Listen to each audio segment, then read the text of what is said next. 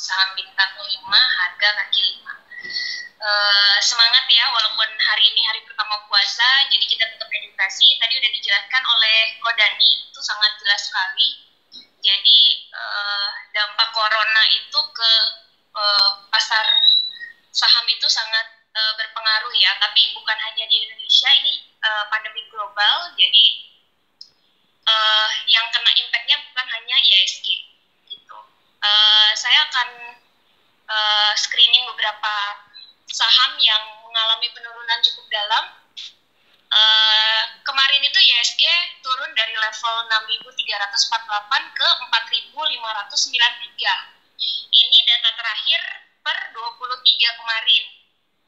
Mungkin hari ini IHSG ditutup merah ya. Jadi kemungkinan diskon ini lebih dalam lagi si IHSG. Hari kemarin saja IHSG ini terkoreksi sampai 27%. Ini lumayan cukup dalam. Ini dampaknya gara-gara corona ya. Update kemarin tanggal 23 itu hampir 2,64 juta orang yang terinfeksi di seluruh dunia ya. Tadi juga sudah dijelaskan, kurvanya itu sudah agak melandai. Kalau misalkan kapan sih corona ini akan berakhir, dilihat dari kurvanya. Cuman sampai sekarang masih ada 2,64 juta orang yang terinfeksi corona. Dampak seperti ini mungkin bagi sebagian orang ada yang bilang bencana, tapi ada yang bilang peluang. Tadi juga Kodani bilang di balik setiap krisis itu pasti ada peluang. Peluangnya apa?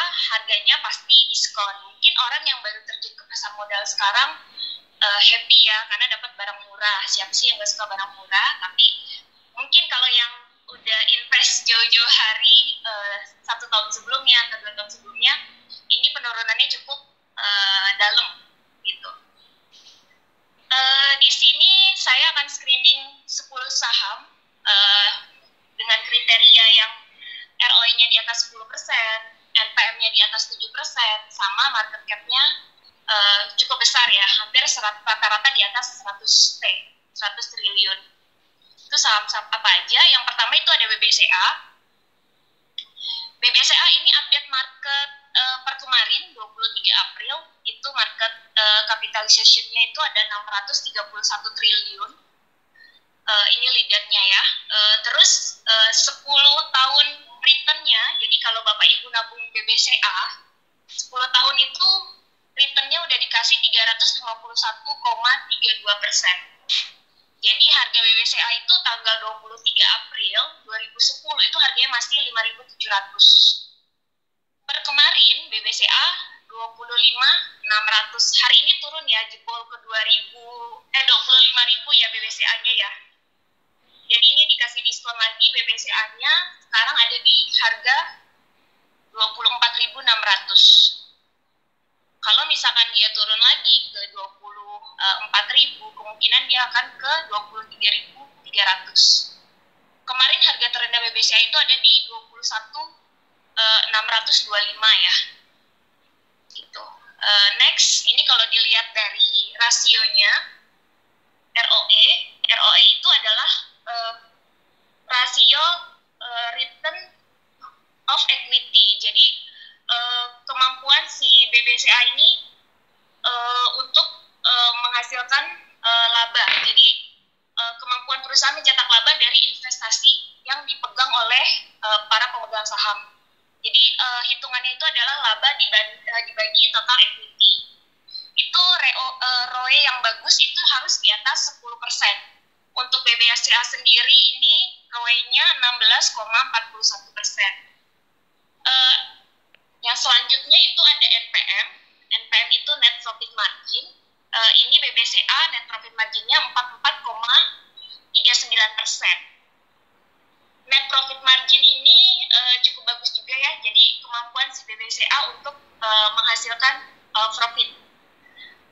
Untuk dari valuasi rasionya itu ada PER BBCA itu ada di 21,9 kali. Kalau dibanding sektornya memang ini agak mahal, tapi kalau kita bandingkan dengan PER sebelumnya, ini sudah jauh terdiskon gitu. Untuk PBV sendiri BBCA 3,6 kali. Jadi kalau VBP ini harga dibandingkan nilai ekuitas per sahamnya gitu. Jadi nilai sahamnya kalau misalkan PER atau PBB-nya lebih tinggi berarti dia semakin mahal. Tapi ini berbanding lurus ya, karena kan si BCA juga kinerja perusahaannya bagus, jadi wajar kalau harga sahamnya mahal. Gitu. Yang selanjutnya ini ada revenue Q on Q. Dari growth-nya itu BBCA revenue kuartal per kuartalnya dia bertumbuh ya 5,9%. Sedangkan untuk revenue year on year dia tetap bertumbuh juga, itu ada di angka 12,6%. Ya, ini pertumbuhannya cukup bagus ya, karena dia 2 digit.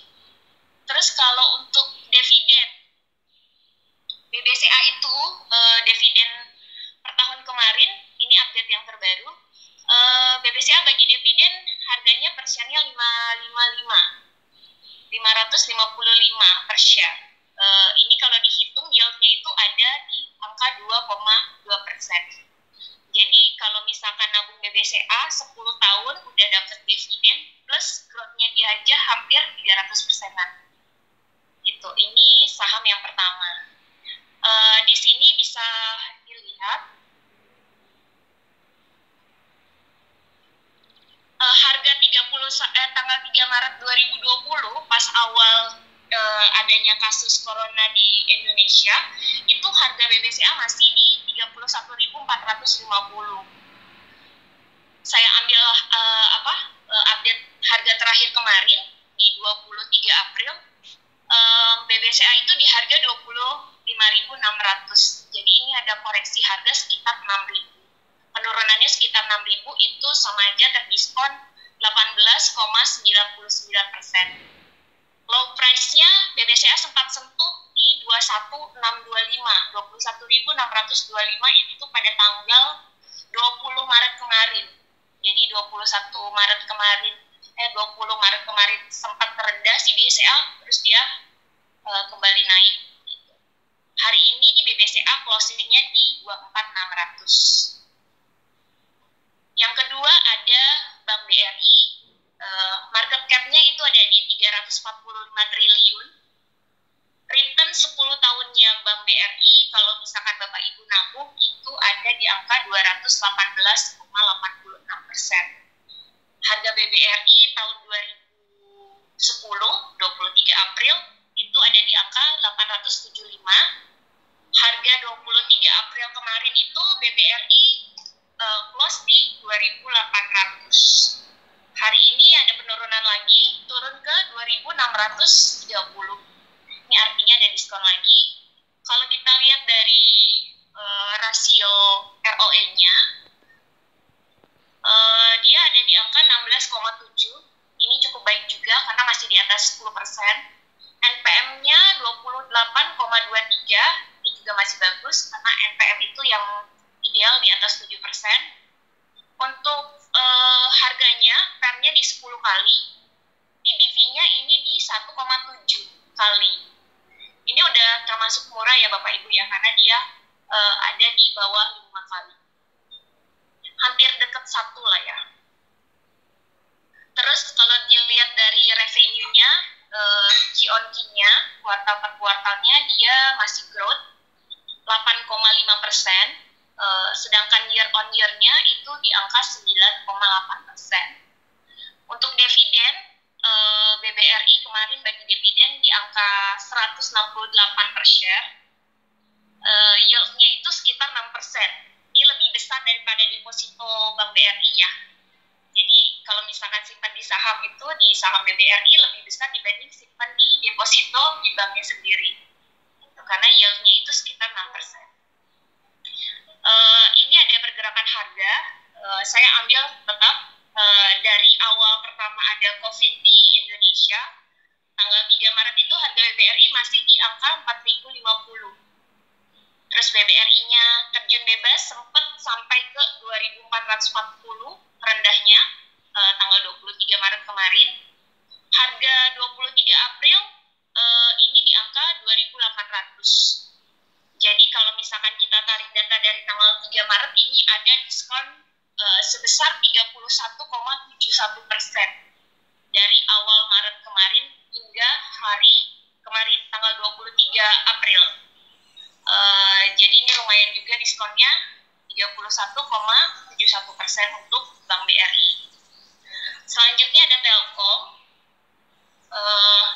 Telkom Indonesia. Ini market cap-nya di angka 304 triliun. Return-nya kalau kita nabung saham Telkom 10 tahun yang lalu itu 95,6%. Harga Telkom tahun 2010 tanggal 23 April itu di angka 1.610. Jadi per kemarin tanggal 23 April itu harganya di 3.070. Jadi ini masih ada return-nya ya kalau kita simpan jangka panjang. Rasionya ROE-nya bagus di atas 10 yaitu 20,34%. NPM-nya juga bagus di atas 7, 16,04%. PER-nya 15 kali. Untuk PBV dia 3,1 kali. Untuk growth-nya revenue Q-on-Q-nya ini minus ya kemarin Telkom. Itu minus 4,4%. Tapi secara tahunan dia tetap naik. Year on year-nya itu 3,5%. Telkom bagi dividen ini lumayan 164 per share. Dividen yield-nya itu sekitar 5,3%. Gitu. Ini historical penurunannya. Jadi tanggal 3 Maret kemarin harga Telkom masih di 3.510. Sempat terendah di 2450 tanggal 20 Maret kemarin. Harga terakhir 23 April itu ada di 3.070. Jadi diskonnya itu sekitar 15,19%. Jadi ada penurunan sekitar 550. Hari ini Telkomnya menguat tipis ya di 3.090. Di saat yang lainnya perbankannya lagi pada dihantam. Ini selanjutnya Unilever, perusahaan consumer good terbesar ya. Jadi dia jual makanan, minuman, pembersih, sama personal care juga. Ini market cap-nya ada di 286 triliun. Jadi return-nya itu selama 10 tahun ada di angka 179,53%. Harga Unilever tahun 2010 itu ada di angka 2.260. Harga Unilever terakhir kemarin ada di 7.500. ROE-nya ini bagus banget ya, di atas 100%. Jadi kemampuan si Unilever untuk mencetak laba dari invest saham dia itu bisa pengembaliannya itu sekitar 100%, di atas 100%. Jadi ini menarik, makanya kenapa mempengaruhi ke PER-nya itu tinggi ya. Kalau dilihat 38,7 kali, PBV-nya juga 54,17, ini sebanding karena harganya Unilever juga terus meningkat. Awal tahun 2020 Unilever habis stock split ya dari 42.000 stock split 5:1. Jadi harganya Unilever sekarang jadi 8.400 kalau kita punya pada awal Januari kemarin, 2 Januari. Gitu. Dia langsung dibuka menguat sih ke angka 8.500. Jadi ini Unilever udah stock split. NPM-nya itu ada di angka 17,03, ini bagus juga, masih di atas 7%. Terus untuk revenue-nya, Q-on-Q-nya dia cukup stabil ya, 2,8%. Revenue year on year-nya juga di angka 2,7. Untuk dividennya lumayan, 1.205 per share. Kalau kita punya saham Unilever, dapat dividen juga. Yield-nya itu sekitar 3,2%. Ini saya ambil data 1 Januari pada saat Unilever habis stock split itu langsung dibuka di opennya itu langsung ada gap up di 8.500. Cuman pada tanggal 3 Maret dia memang ada penurunan. Jadi Unilever ini memang dari tahun kemarin ada penurunan. Itu dari 8.500 ke 3 Maret itu menjadi 7.100. Tapi harga kemarin 7.500. Jadi tadi Kodani sempat cerita ya, jadi dampak dari COVID ini ada positifnya juga ke produk-produk consumer, karena kan Unilever juga dia jual personal care juga, terus dia jual makanan, minuman, pembersih, yang mana notabene sekarang masyarakat Indonesia berburu dan butuh untuk melindungi dirinya atau bertahan hidup gitu. Jadi Unilever ini kalau misalkan kita lihat dari awal tahun kemarin 2020 memang ada diskon sekitar 15,09%. Jadi sempat turun ke angka 5.275. Ini lumayan sih diskonnya, lumayan dalam gitu. Tapi seiring COVID ini dia kembali rebound gitu. Harga kemarin itu sempat di 7.500. Jadi kalau misalkan dari awal pandemi case pertama di Indonesia tanggal 3 Maret sampai 23 April itu Unilever harganya turunnya nggak terlalu dalam, malah dia up gitu. Terus selanjutnya ada Bank Mandiri. Bank Mandiri ini market cap-nya 210 triliun. Return selama 10 tahunnya dia itu ada di 70,66%. Harga BMRI tahun 2010 itu ada di 2.600, harga BMRI kemarin 23 April ada di 4.500. Dari rasio profitabilitasnya ROE 13,4, ini masih bagus. NPM-nya cukup besar 30,03%. PER-nya ini ada di 7,64 kali. EBIT-nya ada di 1,03. Jadi ini udah murah ya, EBIT-nya hampir 1 gitu.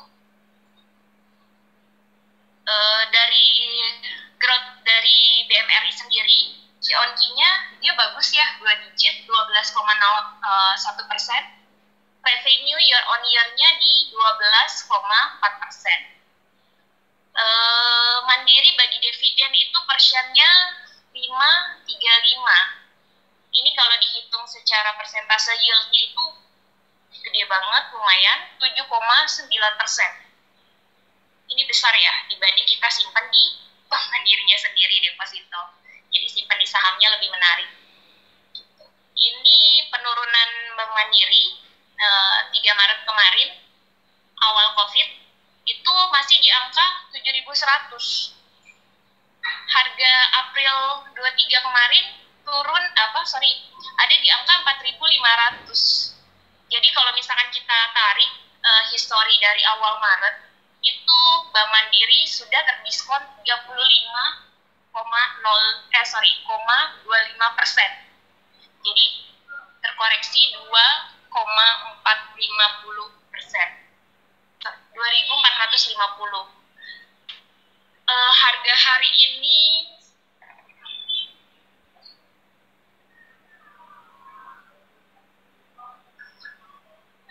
turun ya, lumayan dalam, 4,88 jadi ke angka 4.280.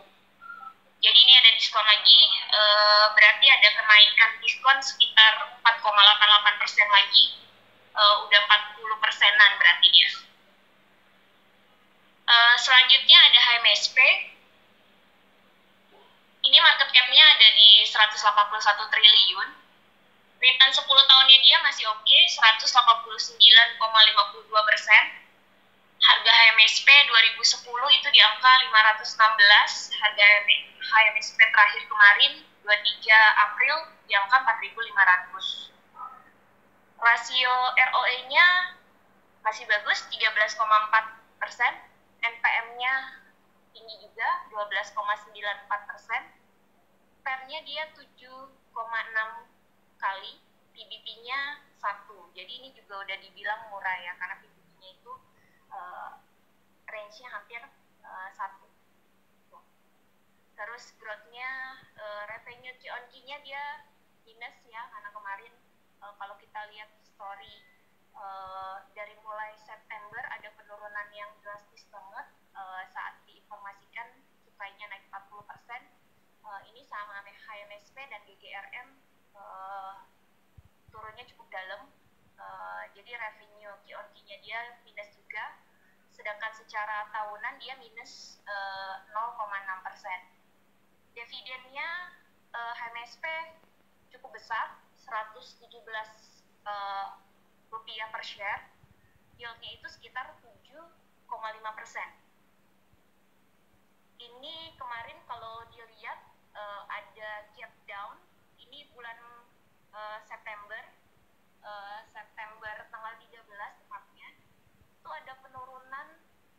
Kalau misalkan saya tarik data sampai ke Maret kemarin terendahnya HMSP, itu dia penurunannya sampai 51,96%. Jadi diskonnya hampir lebih dari setengahnya dari harga HMSP. Jadi ini cukup dalam impact dari kenaikan cukai terhadap saham rokok. HMSP ini terkoreksi hampir 52% ya, turun. Kalau misalkan kita tarik data dari 13 September 2019 sampai ke kemarin, itu masih penurunannya sekitar 44%. Jadi ini sebenarnya HMSP masih murah, karena dia dari awal ada info cukai turun, ini masih terdiskon lumayan dalam. Kalau misalkan kita lihat dari awal tahun itu, dia hampir terdiskonnya itu 1.000 ya.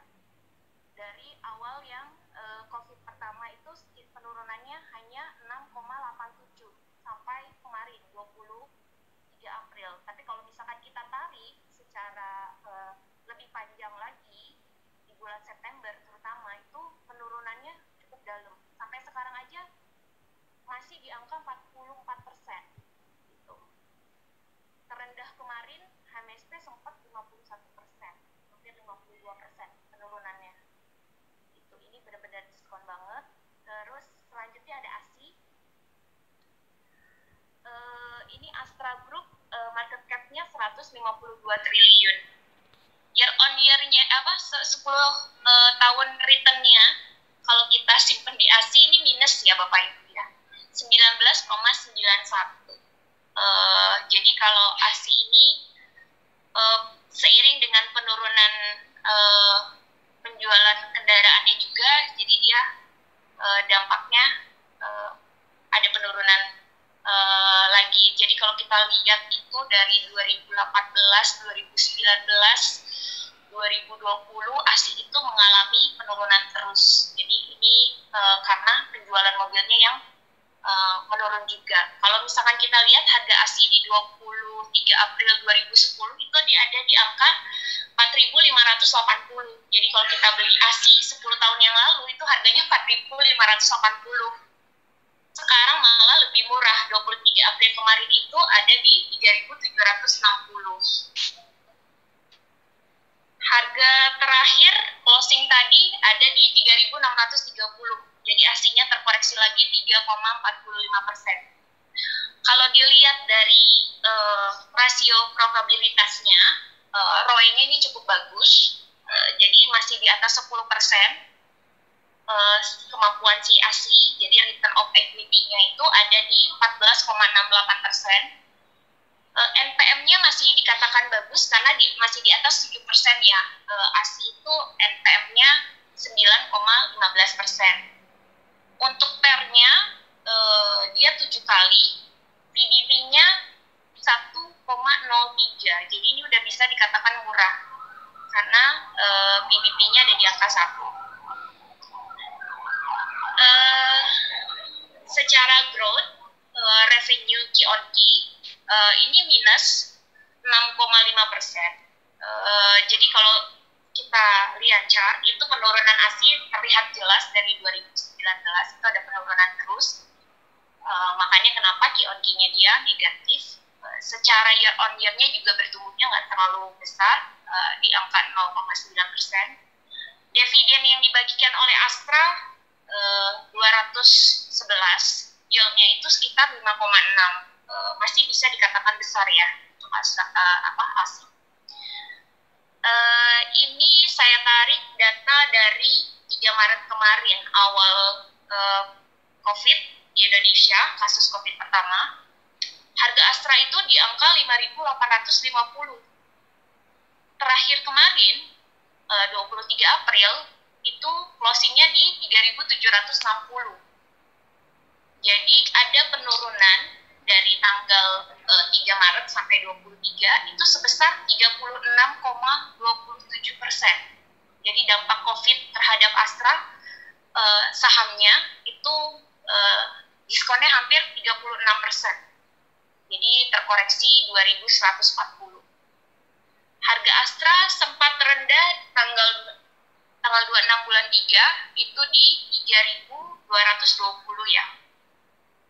Hari ini ada turun lagi 3,45, jadi ini menambah diskon Astra. Selanjutnya ada ICBP. ICBP ini anak perusahaan Indofood ya. Jadi ICBP ini consumernya. Semua pasti pada tahu Indomie. Market cap-nya itu 118 triliun.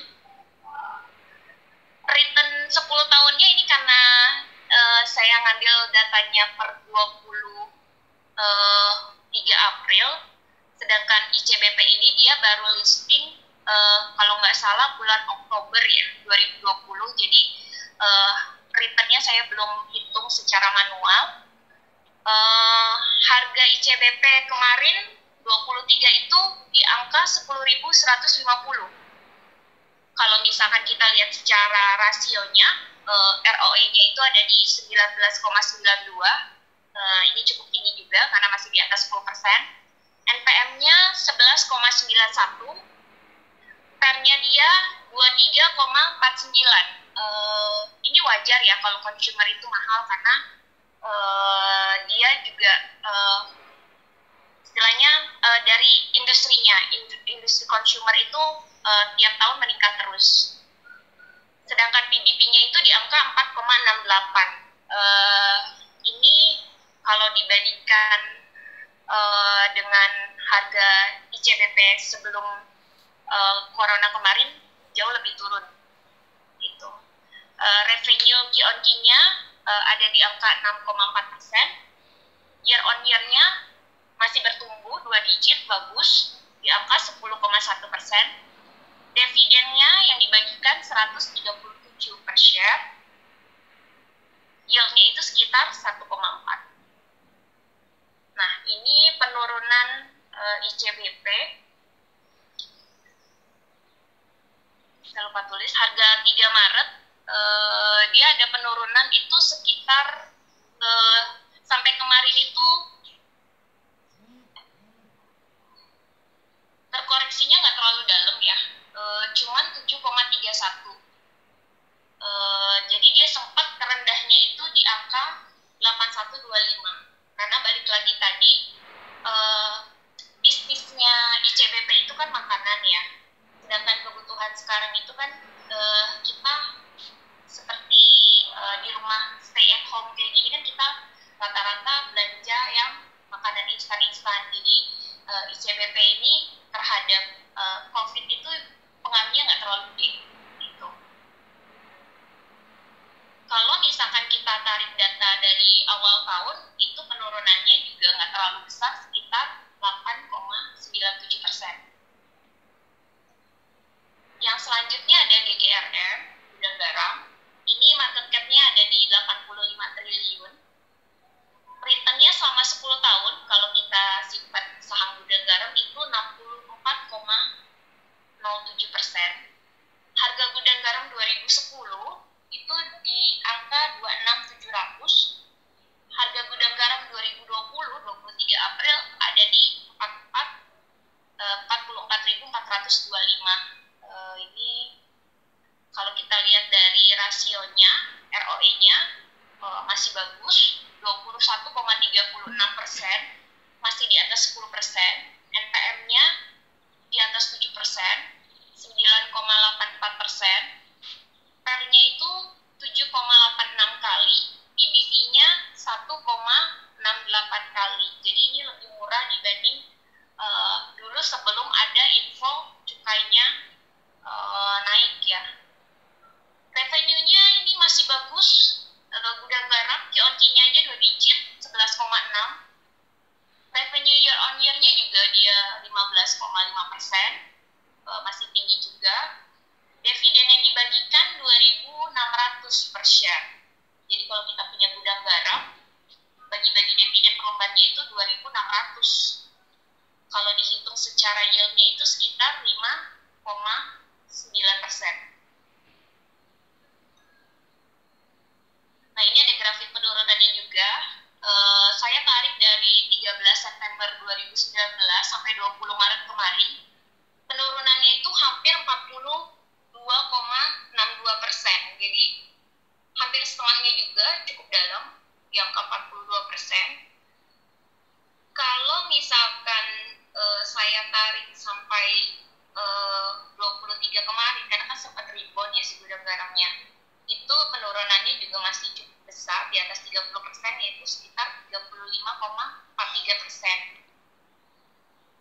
Kalau saya tarik dari awal case COVID di Indonesia, itu penurunannya hanya 10,25, karena si gudang garamnya udah turun terus dari kemarin, jadi dia udah capek turun, jadi nggak terlalu dalam gitu. Terus juga tadi kok Dani cerita, mungkin sekarang orang yang diem di rumah ngilangin stres, dia ngerokok, jadi si gudang garam ini reboundnya cepat dan nggak terlalu seperti sektor perbankan yang lain. Jadi diskonnya kalau misalkan dihitung dari COVID itu hanya 10%. Yang terakhir ada saham BBNI. Market cap-nya ini 74 triliun. Return selama 10 tahunnya dia 66,32%. Harga BBNI tahun 2010 itu di angka 2.370, sedangkan kemarin closingnya itu di 4.020.